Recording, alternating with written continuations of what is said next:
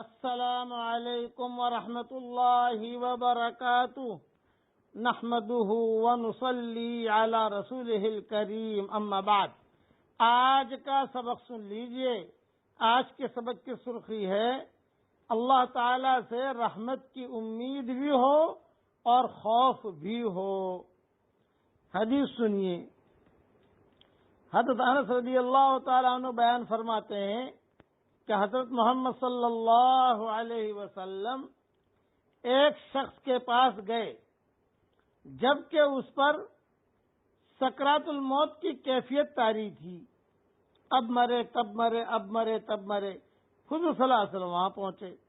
آپ صلی اللہ علیہ وسلم نے اس سے پوچھا، تو اپنے آپ کو کیسے پاتا ہے؟ اس نے کہا، میں اللہ جل جلالہ عم نوالہ سے امید رکھتا ہوں اور اپنے گناہوں کی وجہ سے ڈرتا بھی ہوں۔ تو حضور صلی اللہ علیہ وسلم نے فرمایا، اس موقع پر جس بندے کے دل میں یہ دونوں باتیں جمع ہو جائیں تو اللہ تعالی اسے وہ چیز عطا فرما دیتا ہے جس کی وہ امید رکھتا ہے، اور اس سے اسے بچا لیتا ہے جس سے وہ ڈرتا ہے۔ یہ حدیث ترمذی، ابن ماجہ، کتاب الزہد میں یہ حدیث موجود ہے، باب ذکر الموت الاستعداد لہ۔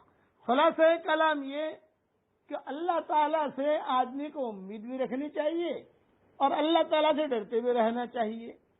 اسی لیے آدمی، حدیث شریف میں آتا ہے، انا عند ظن عبدی بی، میں میرے بندے کے گمان کے ساتھ ہوں۔ اللہ کے ساتھ اچھا گمان بھی کرے۔ اسی لیے دو جملے قرآن میں کہے، نبئ عبادی انی انا الغفور الرحیم، میرے بندوں کو خبر کرو میں غفور الرحیم ہوں۔ یہ تو امید والی آیت آ گئی۔ اس کے بعد فوراً بتاتے ہیں، وَأَنَّ عَذَابِي هُوَ الْعَذَابُ الْأَلِيمُ، کہ دیکھو اگر جائے ٹھیک چلے میں غفور رحیم بھی ہوں، اور اگر نہیں چلے تو میرا عذاب بھی بڑا سخت ہے۔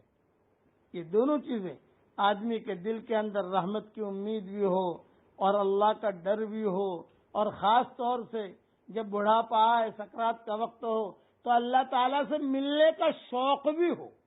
یہ بھی کتابوں میں لکھا ہے کہ آدمی دل میں اللہ تعالیٰ سے کہے کہ اللہ مجھے تجھ سے ملنا ہے، اے اللہ مجھے شوق ہے تیری ملاقات کا۔ تو اللہ جل جلالہ عم نوالہ دل کی ہر کیفیت کو جانتا ہے۔ دل میں کیا وسوسہ گزرا، کیا آیا، سب اللہ جانتا ہے۔ وَلَقَدْ خَلَقْنَا الْإِنسَانَ وَنَعْلَمُ مَا تُوَسْوِسُ بِهِ نَفْسُهُ، انسان کو ہم نے پیدا کیا ہے اور اس کے دل میں جو وسوسہ گزرتا ہے اللہ تعالیٰ فرماتے ہیں اس کو بھی ہم جانتے ہیں۔ اس لیے اللہ تعالیٰ سے ڈر بھی ہو، اللہ تعالیٰ کی رحمت بھی ہو۔ تو حضور صلی اللہ علیہ وسلم نے فرمایا کہ جس کے دل میں یہ دونوں باتیں جمع ہو جائیں تو اللہ تعالیٰ اسے وہ چیز عطا فرما دیتا ہے جس کی وہ امید رکھتا ہے، اور اس سے اسے بچا لیتا ہے جس سے وہ ڈرتا ہے۔ اللہ تعالیٰ ہم سب کو خوش کرے۔ اب استغفار کی آیت، استغفار کے جملے پڑھ لو۔ استغفر اللہ الذی لا الہ الا هو الحی القیوم واتوب الیہ، آمین، وآخر دعوانا ان الحمد للہ رب العالمین۔